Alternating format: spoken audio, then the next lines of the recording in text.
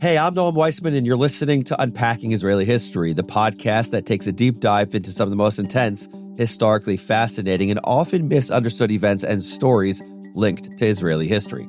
This episode of Unpacking Israeli History is generously sponsored by Barbara and Rick Silverman, the Marcus Family Foundation, and Michael Steinberg. Before we start, like I remind you at each episode, I love hearing from you. So shoot me a note at noam@jewishunpack.com. Tell me if you have a brilliant idea or your thoughts on an episode or a question you have. Your insights are what keeps the show going. It makes it so interesting. So please keep connecting with me. Reach out to me at noam@jewishunpack.com. Okay, yalla, let's do this. אנו מכריזים בזאת על הקמת מדינה יהודית בארץ ישראל. היא מדינת ישראל. We, the people of Israel, are prepared and anxious to meet the representatives of our neighbors without any preconditions. There are people in Israel and elsewhere say it's impossible to make peace between the Arabs and Israel or the Jewish people. I think they are wrong. Welcome to the second part of our two-parter about the four seemingly impossible obstacles that confounded Israeli and Palestinian leaders alike. If you haven't listened to the last episode, go back and listen. Please, you'll need the context to understand this whole story. Last week, we talked about the first two issues. The first, Jerusalem, which both the Israelis and the Palestinians claim Jerusalem as their capital. The second, borders. Israelis and Palestinians can't seem to agree on where a future Palestinian state should go. And now, let's get into it. Welcome to Chapter 3, Security. In the wake of October 7th, what can possibly be more prominent in Israeli consciousness than security? And Israel is normally really good at security. It's a world leader in military technology, intelligence, and tactical operations. I mean, Taylor Swift, shout out to my daughters, has an Israeli bodyguard. But critics of Israel say that Israeli security comes at Palestinians' expense. A physical barrier separates the two populations. Palestinians must pass through checkpoints, which are often clogged and often miserable, in order to get anywhere. Got a job in Israel? The checkpoint can add hours to your commute. Want to get from your home in, say, Jericho to your friend's place in Shechem, aka Nablus? Got to go through a checkpoint, even though both cities are inside the West Bank. And then, of course, there's the profiling. Palestinians say all this is a serious violation of their rights. But Israelis argue that these security measures are necessary. They point out that these limitations weren't always there. The first checkpoint sprang up in 1993 during the wave of terror that accompanied the signing of the Oslo Accords. Between 1993 and 1996, terror attacks claimed the lives of 200 Israelis, over half of whom were civilians. The attacks grew fiercer and more frequent during the Second Intifada, which cost 1,000 Israeli lives. Some months were particularly brutal. In March 2002, for example, 12 suicide bombings killed 139 Israelis. Think about that for a second. Over 100 people murdered in a single month. Imagine the fear. Imagine the anxiety if you're Israeli. Don't just look at the number of people killed, how successful they were. Imagine living in a society where there are multiple suicide bombs in restaurants and buses and hotels. Just imagine that. More attacks meant more checkpoints, more barriers between Israel and the West Bank. And with each barrier, each checkpoint, each obstacle, life becomes safer for Israelis and harder for Palestinians. So if we want to create an internationally recognized Palestinian state that can live side by side in peace with Israel, what can a security compromise actually look like? One possibility is a demilitarized Palestinian state, at least for the foreseeable future. It worked in places like Japan and Germany after World War II. But what does that even mean? True, the Palestinians don't exactly have an army. I wouldn't call either the West Bank or Gaza demilitarized. Will a new Palestinian state be powerful enough to prevent any militant groups within its borders? It never has before. Will it be allowed to have an armed police force? If not, how will it police its people? How will it stop those militant groups from forming? And let's assume Palestinian leaders are actually ready to agree to completely demilitarize in order to gain international recognition of a Palestinian state. Would that even be enough for Israel? Maybe not. In a recent tablet article, cynically but cleverly entitled The Two-State Delusion, sorry, love me a good pun, Elliot Abrams argues that even a demilitarized Palestine would not be enough to assuage Israel's security concerns. He says, quote, "Perhaps there will be no standing army. But when the Palestinians decide to upgrade their police by purchasing armored personnel carriers or night vision goggles or defensive weapons like drones or submachine guns, who will stop them? If your answer is surely Israel, you may be right, but Israel will no longer be able to do that the way it now does, by patrolling the West Bank. Instead, its only recourse would be invading or attacking the new sovereign state. Would those Israeli measures to enforce demilitarization be applauded and defended by the British and the Germans and the UN Secretary General? Will they be defended in Washington, or will they be called acts of war across sacred international boundaries? Wait until the International Court of Justice gets the case. Ouch. And not only that, if the Palestinians do get a state, what's to stop it from turning into Gaza 2.0? Or like Lebanon, becoming a puppet state for Iran? Who will inspect diplomatic pouches from Iran or Syria, delivering who knows what to terrorist cells within Palestine? It seems like the very nature of becoming an internationally recognized country automatically brings with it a whole bunch of giant security threats that Israel may be unable or unwilling to address. On the other hand, security isn't just an Israeli issue. Many Palestinians see no reason to trust Israel, and from their perspective, why would they? As of March 2024, when I'm recording this, Israel is pounding Gaza relentlessly. Yes, it's 1 billion% clear to me that the war is Hamas's fault. But that doesn't make the bombardment any less awful. And it doesn't make Palestinians feel any safer or fonder of Israelis. So why would they agree to demilitarize when their story is that for the past 100 years, they've been ethnically cleansed, some of them would say genocided, by their far more powerful neighbor? Now, I don't agree with those terms, but that's coming from them. Why would they give up an iota of security when their enemy has the most fearsome army in the Middle East? Not to mention nukes. Nukes, friends. Link in the show notes. I don't need to agree with the Palestinian reasoning to understand it. I get why Palestinians are wary about giving up their arms. And I really get why Israelis demand it. I watched some of the videos from October 7th before I realized what I was seeing. Of course, Israelis don't want their Palestinian neighbors bearing serious weapons. Of course. The more you go down the rabbit hole, the more security seems like it may be yet another zero-sum issue. Okay, I'm starting to get a little bummed here. Maybe you are too. Well, good thing I saved the most complicated for last. Welcome to the hot button topic of Chapter 4, Refugees. That's right. Of the four, I think the refugee issue is the most severe speed bump on the road to peace. Actually worse than a speed bump, worse than LA traffic, worse than a New York City pothole. It's more like a giant gaping lava-filled chasm in the middle of the freeway. So let's back up. What exactly is the refugee issue?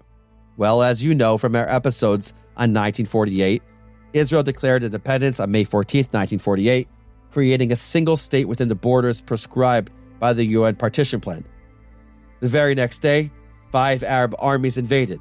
By the time the war ended, in an armistice in 1949, Israel controlled 78% of Mandate Palestine, a lot more than the 56% it was originally granted under the partition plan. So what happened to the Palestinians? Well, one thing is for sure, the Palestinians did not get the state they were promised under the plan. Some of the land earmarked for their future state was now under Israeli control.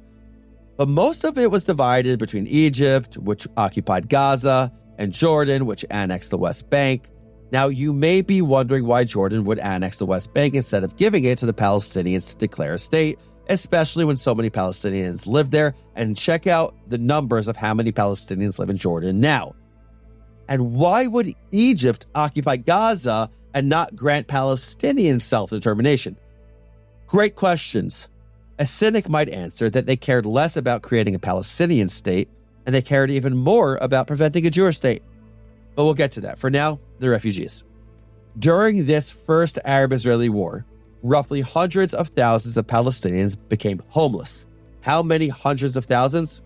What does became homeless mean? I'm leaving that language purposefully passive and vague, because the real story depends on who you ask. As you might imagine, this is one of the biggest areas of disagreement between Israelis and Palestinians. It's an extremely emotional topic, and each side has their own take on what happened. According to the most extreme Israeli version, hear it out. Palestinians were basically complicit in the attempted genocide of the Jews and the fledgling Jewish state. As the story goes, the invading Arab armies warned the Palestinians to leave their homes just for a day or two. Just long enough for the armies to massacre all the Jews. Then the Palestinians would be able to return to their lives free of those pesky Jews. Like I said, this is the extreme version. Could it be true in some cases? Sure, yes. But there are plenty of reasons that Palestinians might have left their homes without necessarily being cheerleaders for genocide. Like, for example, not wanting to get caught up in a war zone.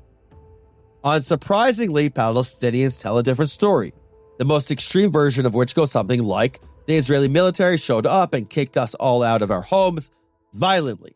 They call it an ethnic cleansing, claiming that thousands of innocent Palestinians were heartlessly massacred by roving Israeli death squads. The Jews looted their property and destroyed their villages. This is what Palestinians call the Nakba, an Arabic word that literally means the catastrophe. Now, I want to say, I'm not taking sides on these two different accounts. I want you to hear the two different accounts. That's my job here, for you to hear them.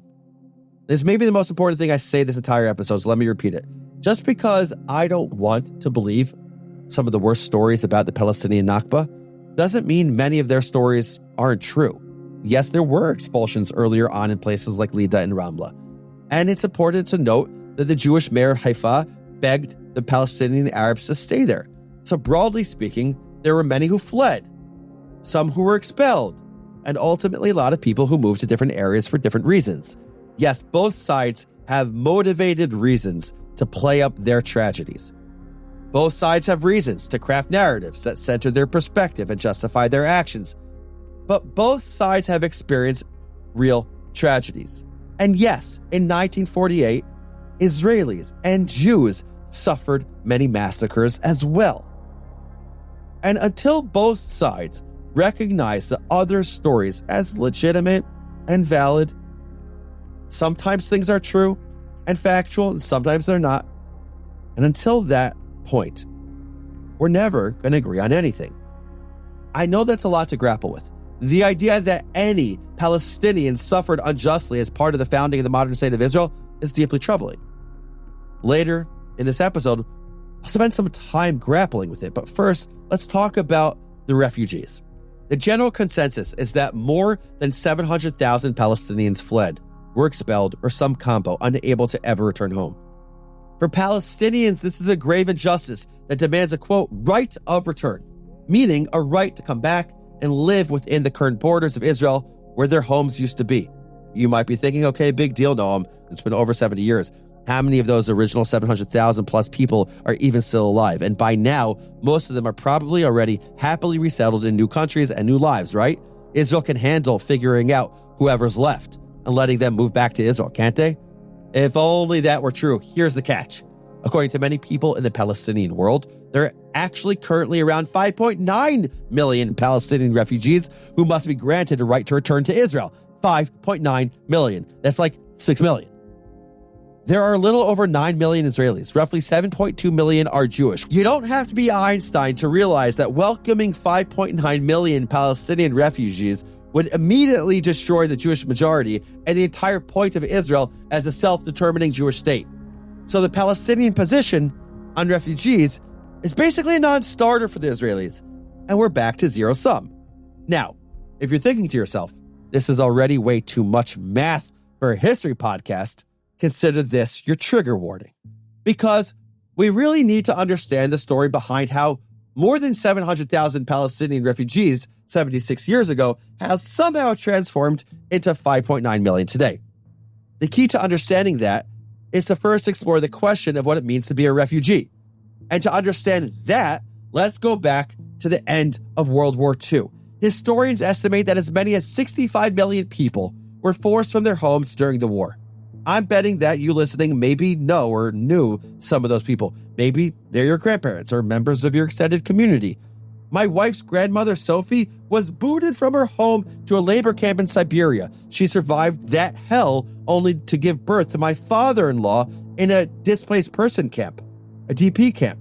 Eventually, they made their way to Manhattan, and now my daughter, Liana Sophia, is named for her.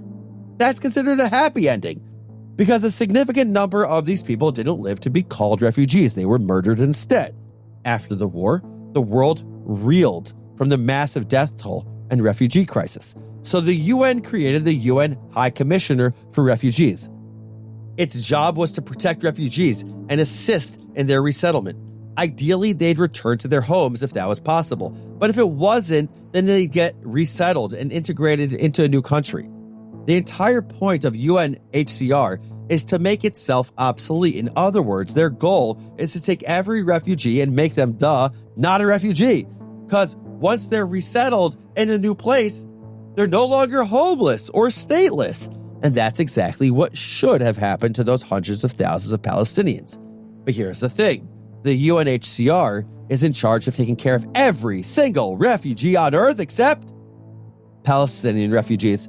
They've got a whole separate UN agency just for them. It's called UNRWA, the United Nations Relief and Works Agency for Palestine refugees in the Near East. And if you're like, hey, I know that name, well, you must follow the news because UNRWA is in a lot of hot water lately. I'm not going to distract us from the task at hand, but we've dropped some links in the show notes if you want to know more. Why, you might ask, is there one agency just for Palestinians and another agency for every other refugee on Earth? And even more pressingly, why does UNRWA literally have its own definition for a refugee that doesn't apply to anyone else in the entire world? See, under UNRWA's rules, a Palestine refugee is someone who lived in Palestine between June 1st, 1946 and May 15th, 1948, and who lost their home and means of livelihood as a result of the 1948 conflict. Okay, sounds reasonable, right? But here's another clause in that definition that might complicate things. It also includes, ready for this? Every descendant of male Palestinian refugees. That's right. If your dad or grandpa or great-grandpa was displaced as a result of 1948, you are technically eligible to register as a Palestinian refugee, even if you are a citizen of another country. There are high-ranking officers in the U.S. military that are technically Palestinian refugees. You know the Hadid sisters? Super successful models. They're technically eligible to register as Palestinian refugees. In theory, a Palestinian American can be elected president of the United States and still be considered a refugee by UNRWA. One of the loudest voices on this topic is Dr. Einat Wilf, who has been talking about this for a very long time.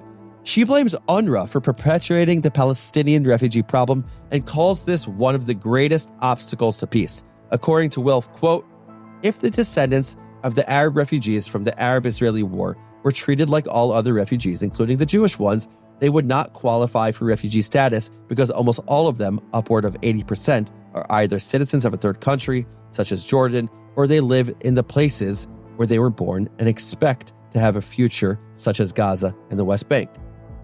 And that last point is a critical one. It's a real head-scratcher. Why are there refugee camps in Gaza and the West Bank where Palestinians are not fleeing war, not seeking refuge, and are considered full citizens of Palestine under the Palestinian Authority? I'm obviously referring to pre-10-7 in Gaza.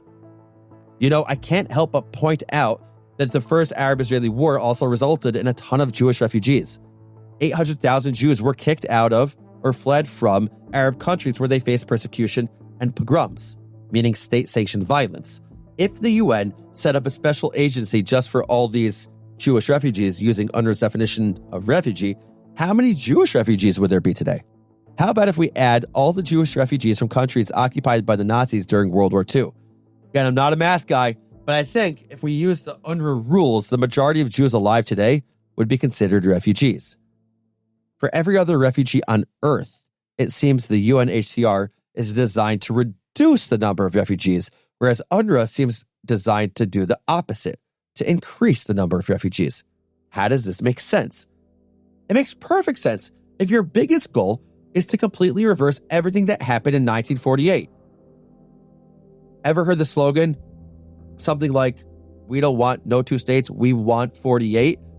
It makes perfect sense if you think you only win if Israel loses, and there it is. According to its harshest critics, UNRWA's mandate is a feature, not a bug.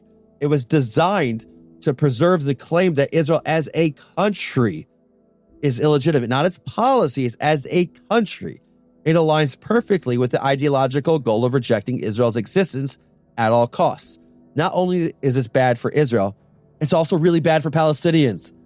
The refugee issue is not just zero-sum, it's lose-lose. To add fuel to the fire, Palestinian refugees have been treated terribly very often by several Arab countries in the region that have refused to absorb them or grant them full rights as citizens. For example, Palestinian refugees living in Lebanon are barred from many jobs, including medicine, law, and engineering. And yet, strangely enough, no one marches in the streets accusing Lebanon of apartheid. Syrian President Bashar al-Assad bombed Yarmouk, Syria's largest Palestinian refugee camp, destroying most of the camp and killing innocent Palestinian civilians. Jordan's King Hussein fought the PLO so violently that his campaign to expel them from Lebanon became known as Black September. Definitely need to do an episode about that one day. And today, March 2024, Egypt continues to shore up its border with Gaza, refusing to take in a single Gazan while decrying Israel for the war.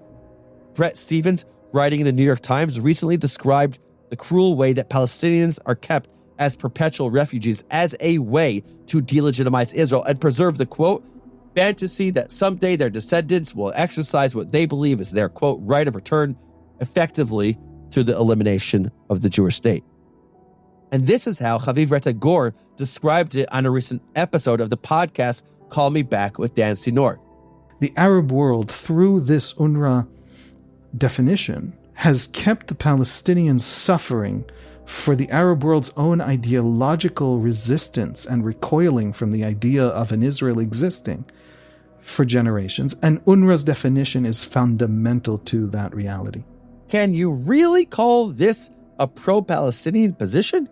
And yet, despite all of this, I can still understand and acknowledge what a deeply important and emotional issue this is for Palestinians. The right of return is arguably the single most important issue that has mobilized Palestinian refugees into a political movement. It has defined the Palestinian struggle and become part of the Palestinian identity. Many Palestinians still hold those keys. Maybe you've seen those images to the houses where they or their grandparents used to live. Some even wear the keys around their necks. Mohammed Isi Khatib is a Palestinian refugee who created a museum of memory in a refugee camp in Lebanon. His museum has photocopies of Ottoman and British land deeds, old 1940s radio sets, and keys. Khatib wishes his family never left the land. He says, our fathers and grandfathers should have stayed. Even if they felt themselves in danger, they should have stayed on their land, even if they died. And I get it. Part of what has always connected the Jewish people to each other is our connection to the land of Israel. We've been talking about Jerusalem for thousands of years, no matter where we lived around the globe. We shouldn't be surprised that Palestinians feel the same connection in their way. Many had lived in the region known as Palestine for centuries. And whether you've lived somewhere for 5 years or 500, what matters most is the story you were raised with. For Jews and Palestinians alike, statelessness has been a defining narrative. We should be the people most willing to understand and empathize with each other. And it hurts that we don't. Those are your 4 final status issues in a nutshell, and here are your 5 fast facts. Number 1, the first Israeli-Palestinian peace accords didn't actually promise peace. They just set up the conditions for an eventual solution, kicking thorny issues down the road. 4 major issues have been at the core of every potential peace deal, even if they weren't being talked about. Number 2, the first issue, Jerusalem. Jerusalem is extremely important to both Judaism and Islam, and of course Christianity, and both the Israelis and the Palestinians claim Jerusalem as their capital. Number 3, the second issue, borders. Israelis and Palestinians can't agree on where a future Palestinian state should go, and the most extreme factions on either side believe the other has no right to exist. Number 4, the third issue, security. Israel takes security extremely seriously. But Israel's security measures come at the expense of many Palestinian freedoms, even if it's the case that Palestinian terrorists make this awful for the Palestinian civilians living there.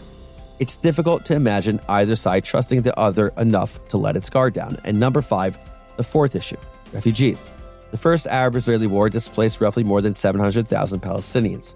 But the UN has a very liberal definition of Palestinian refugee, which means that today there are nearly 6 million refugees all over the world who claim the right to return to their homes in what is now Israel. Those are your facts, but here's one enduring lesson as I see it. And this is a bold one. Those 4 final status issues I talked about, Jerusalem, borders, security, and refugees, are not really the final status issues. I say this because as long as we see them as zero-sum issues, they're impossible to solve. The real issue, the only issue, is how to get past zero-sum thinking. And for that, we can learn from the business world. Yeah, I know, sometimes people get very sensitive in the education and policy world when applying business principles, but let's try one on for size. This book, Getting to Yes. That's the name of the book by Roger Fisher and William Ury, both professors and members of the Harvard Negotiation Project. They developed principled negotiation, or mutual gains in negotiation.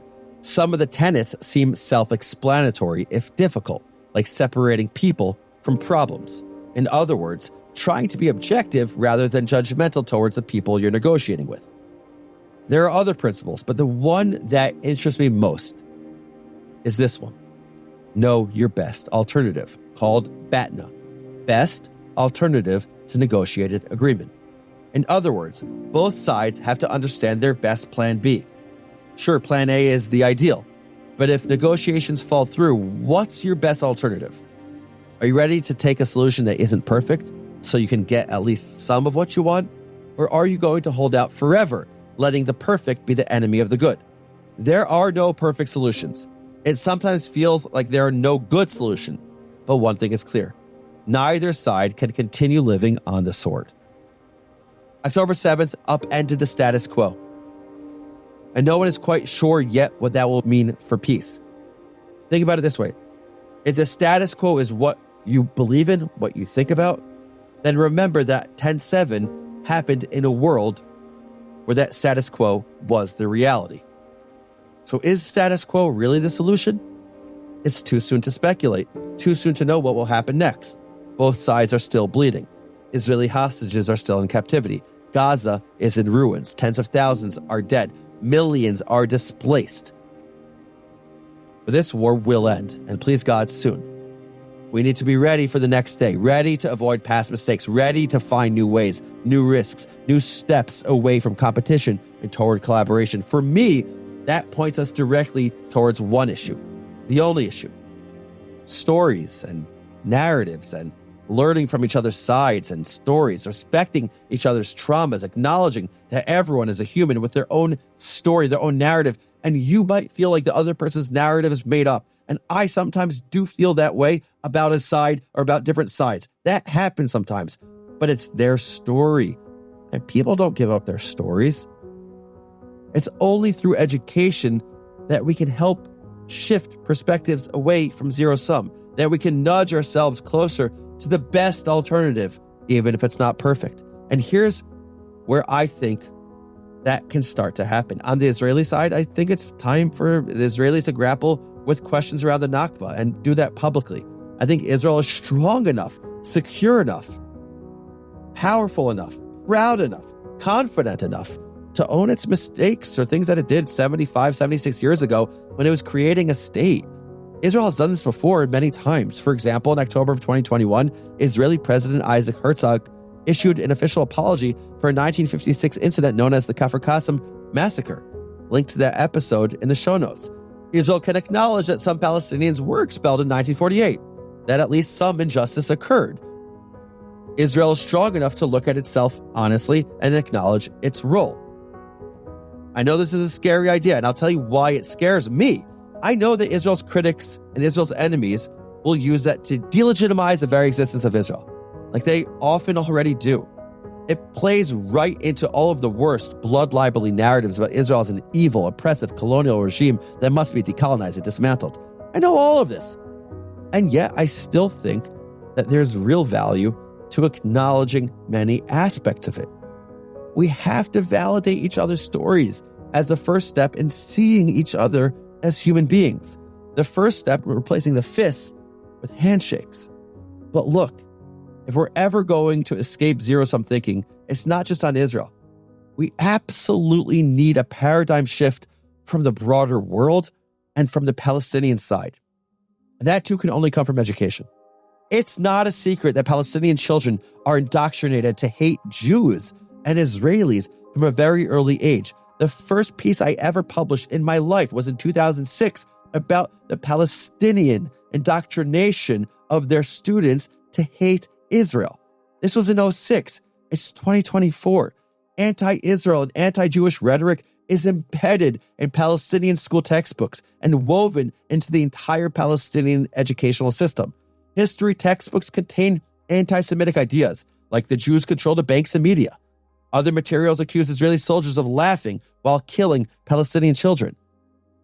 What's the prospect for peace when you frame it that way? When that's what you show? When that's what you teach the next generation? When you teach the next generation that the Jewish people have no connection to this Jewish ancient homeland? I'll put the link to some of this stuff in the show notes so you can see it for yourself. Generations of Palestinians have been taught to believe that they can only win if Israel loses. And this is the issue.